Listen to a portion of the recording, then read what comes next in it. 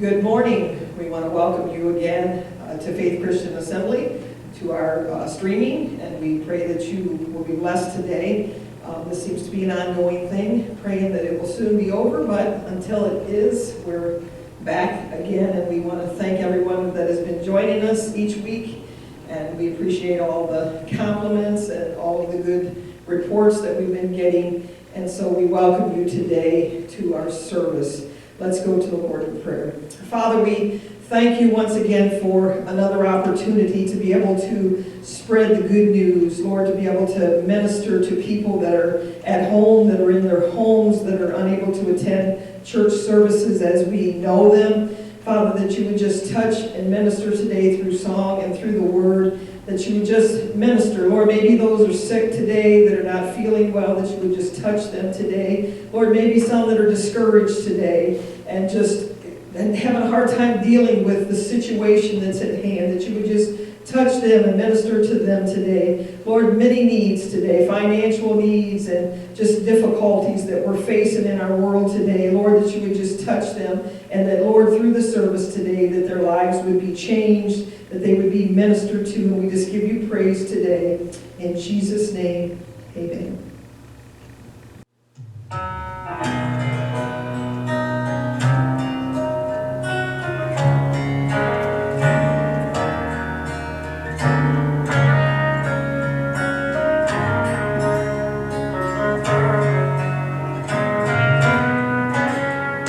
Sometimes I'm discouraged, troubled in my soul, but there is a secret place I can go.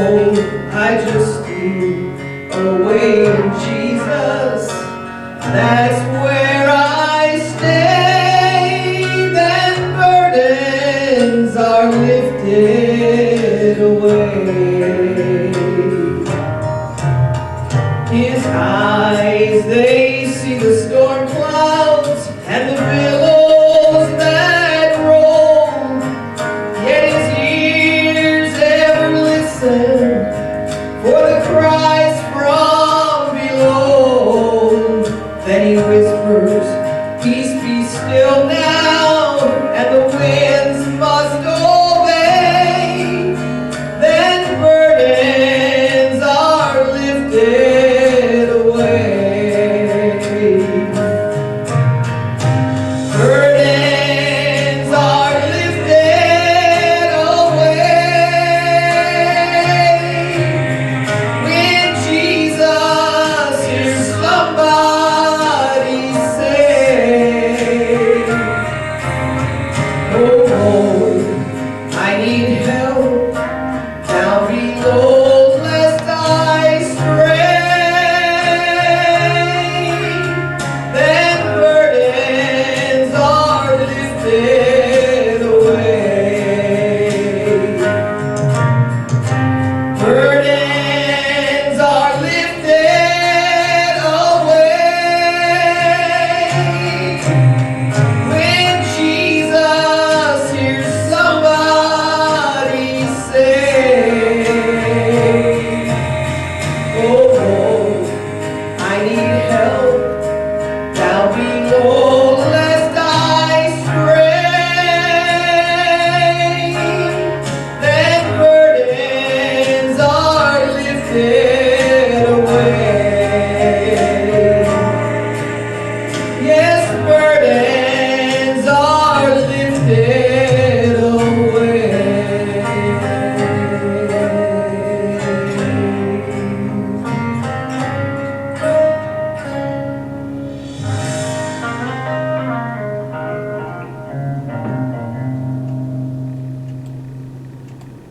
I want to say it's my pleasure today to invite my husband, Pastor Richard Moore. He's going to come and share the word for us today. He's had a lot of break, and so today I've asked him to minister to our Faith Christian family and to all those that are watching. And so I just thank him as he comes to share the word of God today.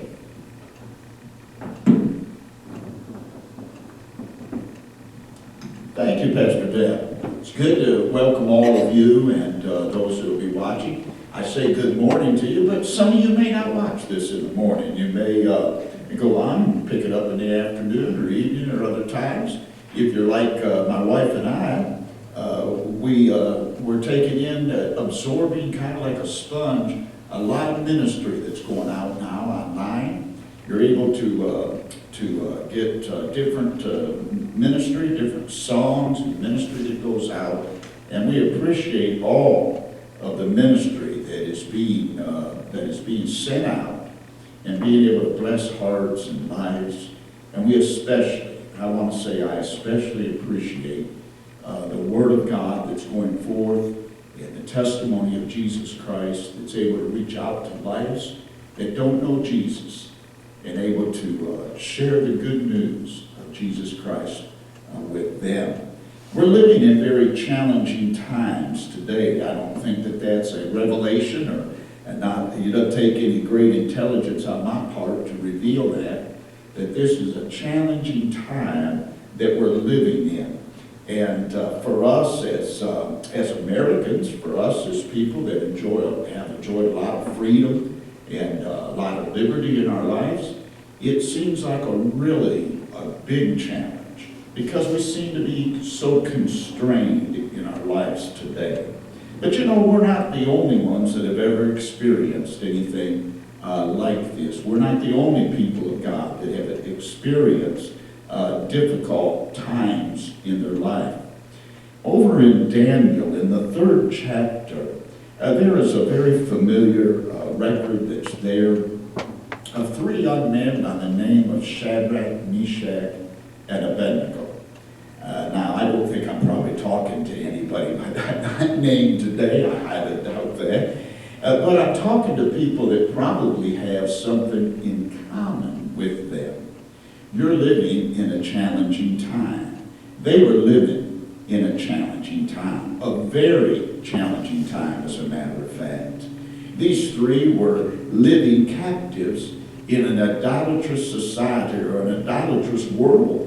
They had been taken captive in the Babylonian kingdom, and they had been living in that Babylonian captivity. They had already gone through some really hard things within that captivity time, and now there come upon them another time of difficulty. Look at Daniel 3, and I want to read a few verses there from that chapter in the 8th verse. Therefore, at that time, certain Chaldeans came forward and accused the Jews. They spoke to King Nebuchadnezzar, O king, live forever. You, O king, have made a decree that everyone who hears the sound of the horn, the lute, the harp, the lyre, and psaltery in symphony with all kinds of music shall fall down and worship the gold image. And whoever does not fall down and worship shall be cast into the midst of a burning fiery furnace. Now there are certain Jews whom you have set over the affairs of the province of Babylon. There's Shadrach, Meshach, and Abednego. These men, O king, have not paid due regard to you. They do not serve your gods or worship the gold image which you have set up. What a challenging moment this was for these 3 young men.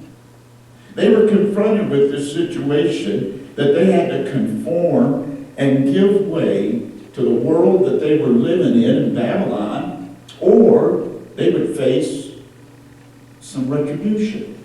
They would face rejection. They would face things coming against them. We're living here in a state that the word is, I don't know if it's really happening, but we've been told that if you go out and you're in the park or you're doing some things that the authorities of the state have said that they're prohibited, they can fine you up to $1,000, give you a citation and fine you $1,000 for walking across the park. Well, I've got to tell you something. I'm going to confess. My wife and I would have gotten fined quite a few times in the recent days because we've taken some walks, and some of them across some park routes that are in the neighborhood where we live. Not with a group of people or anything. I want to make that clear. There wasn't a gang of people out there, but we just walked across there. My wife and I, our dog Mushu, he's walked along with us and taken those walks. But by the letter of the law, you could say, by the letter of command, we could have been issued a citation for several $100s that we may have been liable to have to pay. You know, right now, it's enough that we are living in a time of difficulty, a time of challenge for our own personal life. But then you seem to add on to that challenging time the decrees, the laws, the commandments of men of authority over us, people of authority over us. And boy, that makes it a whole lot more challenging, doesn't it? It makes it a lot more challenging to live our lives, to have peace, to live our lives and feel comfortable and feel confident in the way that we can live. Jesus spoke some words that are recorded in John the 15th chapter in that 18th and 19th verse, I think that apply to us in the time we're living in right now.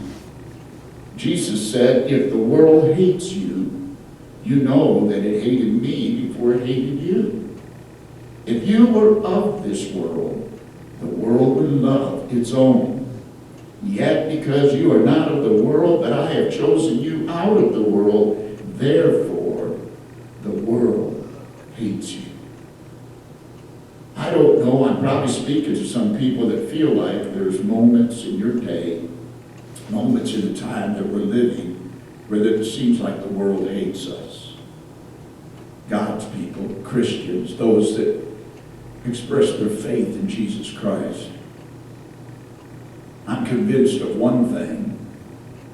I can't make rationale, or as I would say, common sense out of why can it not be allowed that God's people can come to church and worship in the parking lot, in their vehicles, tuned in to an FM broadcast, not close to other people, but socially distanced.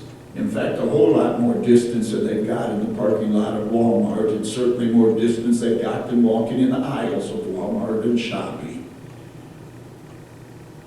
But sometimes I feel like, I really do, folks, I feel like some of the things that we see taking place at this time is a result of what Jesus spoke. And that is that the world has a hatred and animosity toward Jesus Christ. And it is natural then for the world to have animosity toward God's people that love Jesus Christ. We're seeing that and we're experiencing that right now in our lives. Paul wrote to Timothy, and it's recorded in 2 Timothy, the 3rd chapter, in that first verse. He said to know this, that in the last days perilous times would come. Perilous times. But what is a perilous time? Well, that word in the Greek, as it was originally written, is translated. It means that it was a grievous time. A time that would be hard to deal with and that would be hard to bear. Boy, I think that describes the time you and I are living in very, very accurately. This is a time that is hard to deal with. It's a time that is hard to bear. I read the expressions of so many on Facebook. They share what they're experiencing and how they're feeling. And you can hear in their expressions how much difficulty they're having dealing with this time. They're having difficulty with it. They're having difficulty dealing with the circumstances around them.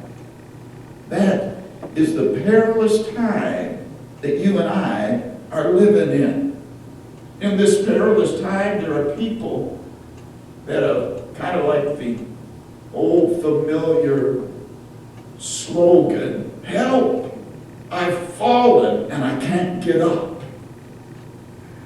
I can say that and all of you just instantly know that slogan, don't you? You know that slogan, "Help! I've fallen and I can't get up." Of course, it comes from the Lifeline alarm system that can be used, that people can put around their neck, they can have right at their hand, and when they fall, and if they're physically unable to recover and get up, they can push that button and they can get assistance in just a moment of time. My mother, when she was elderly and she suffered a lot from debilitating arthritis, crippled, wasn't able to move well. After she had fallen one time and she had spent quite a few hours there before someone went to the house and was able to just run in and found out that she had fallen and couldn't get up. Well, after that, my mom, who was, she was just plain old stubborn. I'm just going to tell you that. I would say headstrong, I would say strong-willed, but I'm just going to use the word stubborn, because that's what she was. My mom resented getting that Lifeline. "I don't need that. I can take care of myself." But then after that experience of falling and not being able to get up, my sister quickly convinced her, "You need the Lifeline." You know, that's just how it is in life, isn't it? You can be going along in life and you can never have that experience of falling and having to cry out, "Help, I've fallen and I can't get up." And you don't feel like you really need anything. You're doing good. But once you have that experience, then all of a sudden, you know what? Maybe I need that Lifeline. Maybe I need that Lifeline. Daniel, that 3rd chapter where I had read there, down there in the 7th verse, we can read about at that time when all the people heard the sound of the horn and the flute and the harp and the lyre and symphony and with all kinds of music, all the people, listen to what is recorded there in your Bible. All the people, nations and languages fell down and worshiped the gold image which the king had set up. There are two prominent things that were going on at that time, and I think they have good application to the time that you and I are going through right now. Two of the prominent things are, one of them is from that verse, all the people fell down and worshiped. Everybody took note of what was taking place. They yielded their ear to the command that had been given. You wouldn't have thought, I wouldn't have thought, and I'm sure that probably all of you that I'm addressing today, I doubt that there's very many of us that could ever dream that in the United States of America, that suddenly and abruptly, in a matter of just a few weeks, even days, that our economy would be shut down, that our jobs would be shut down, that our schools would be closed, that our parks would be vacant, that everything would be just frozen in place in just a matter of days, instantly done. All the people, all across the land, at this time are in the same position, aren't we? We're sharing that in common. That's what was going on in the days of these 3 young men in Babylon. Everyone, all the people fell down and worshiped. But there was a testimony. There was a testimony. There was a report of these 3 young men that was different than the falling down and needing help, falling down and worshiping. Remember there in that verse 12, the Jews came. They said, these 3, they don't fall down. King, they're not falling down. You gave this command. They're not falling down. Thank God today that there are people, though we are not able to be in a church today. I'm standing here on this platform today, and I'm preaching this message to you, and I'm looking at almost all vacant and empty seats except for 3 of us that are here doing this recording today. That's how we're having church. But hallelujah, we're not falling down. We're not giving up and worshiping some other idol. We're still worshiping and lifting up Jesus Christ today across the land. Thank God for the multitudes that you can watch online. You can see there's those that aren't falling down to the gods of this world, but are standing up for Jesus Christ. Now, that was the testimony that the people bore of these 3. They're not falling down. And then when King Nebuchadnezzar threatened them and brought to them, and he was passing the sentence upon them that they would be cast alive into that burning fiery furnace, the testimony of those 3 was, "O King, we're not going to fall down. We're not going to fall down. We're not going to fall down to you, King, no matter what you do, no matter what you threaten. We are not going to fall down to you." Now, I'm not a prophet in any stretch of the imagination, but I can tell this: there will come out of this time that you and I are living in, there's going to come some things that are going to try to bring oppression to the people of God. I fully believe that. But we need to be of a heart and of a mind that says, we will not fall down. We will not change our worship of the God whom we serve, of Jesus Christ, his only Son. We will not fall down. These 3 were taken, and they were bound. We could go down to that 21st verse, and we would read how that they were taken, and they were bound in their clothes, their coats, trousers, their turbans, their garments. They were cast in the midst of the burning fiery furnace. They were bound. Do you feel bound today? I'm going to confess I do. I feel bound today. Bound that I can't go to the restaurant and eat. Bound that all I can do is call in my order and send my wife to go pick it up for me. And sometimes I even get her to pay for it. Sometimes I have to pay for my own. But we get by. But I feel bound by that. Bound that I can't go to McDonald's and drink my coffee. I can only go through the drive-thru and get a cup and then drink it. In fact, I'll tell you, yesterday I did something I wanted to break free from that bondage. So I went to Tim Hortons is where I went. I went and I got a cup of coffee and I got me a donut. And then I did something really liberating. I went over to the empty Kmart parking lot of that closed store, and I parked my vehicle in the parking lot, and I sat there and I drank my coffee and I ate my donut.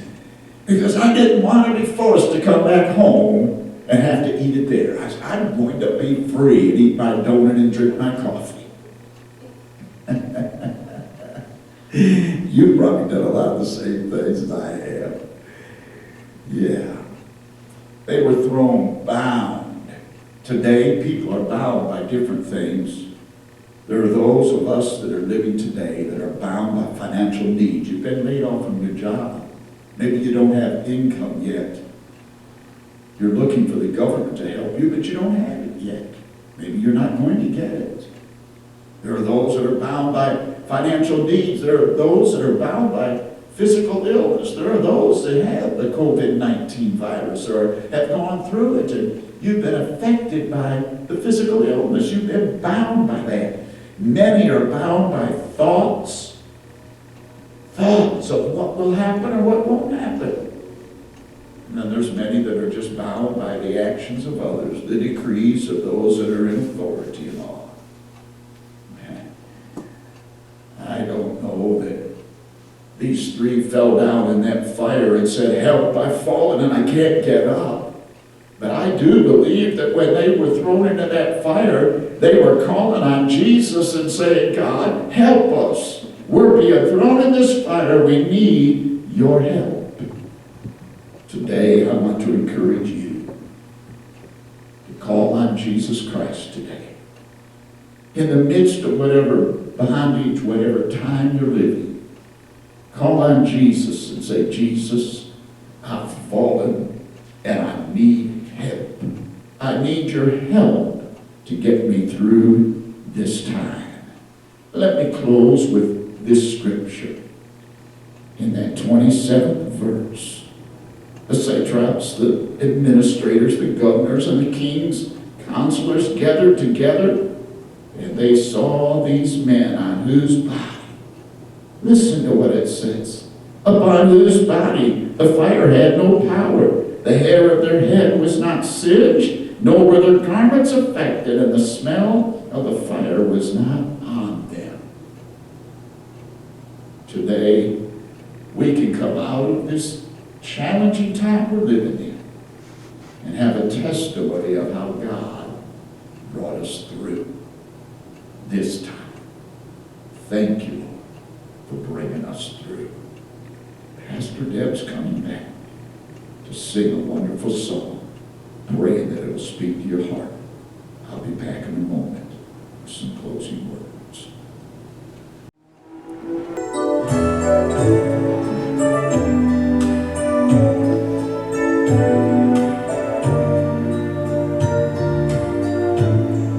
I've seen him soothe the fevered brow and bring calm to the anguished soul, who knew the power in the precious name.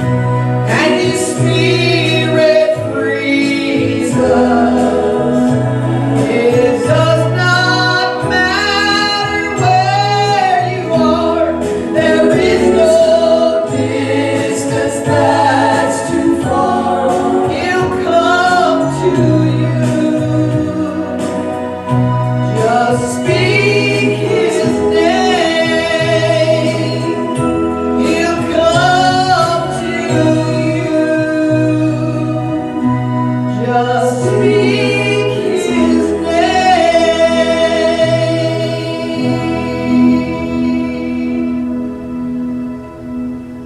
Thank God today for his hand that can bring us through these times. Amen?